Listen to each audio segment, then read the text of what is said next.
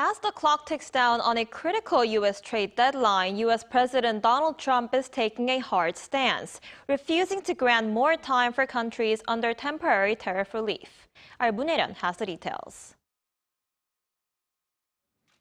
With a suspension period on tariffs set to expire soon, U.S. President Donald Trump signaled that he has no plans to extend the deadline and that new trade penalties for some countries may soon take effect. Speaking to reporters aboard Air Force One on Tuesday, he singled out Japan after taking to social media the day before to criticize Tokyo for refusing to import American rice despite facing a domestic shortage. And so what I'm going to do is I'll write him a letter, say we thank you very much, and we know you can't do the kind of things that we need, and therefore you'll pay a 30%, 35%, or whatever the number is that we determine, because we also have a very big trade deficit with Japan.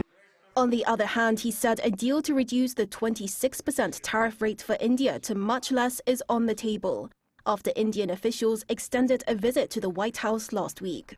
U.S. Treasury Secretary Scott Bessent told Fox News prior to the statement that the two countries are close to making a deal that lowers levies for both parties. India is one of 57 named countries targeted by country-specific mutual tariffs announced back in April, before they were pushed back for a 90-day negotiation period. During that period, Washington has pushed for talks focused on tariff rates, trade imbalances, and non-tariff barriers. Only the UK has been able to negotiate a limited trade deal with the Trump administration so far, accepting a 10% US tariff on certain items in exchange for special access to aircraft engines and British beef.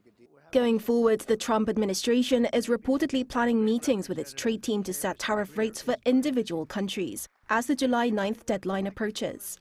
The U.S. director of the National Economic Council revealed on Monday that the U.S. president will review tariff plans for each country, while Bessent warned that tariffs could remain high for countries that do not cooperate. Moon Hye-ryeon, Arirang News.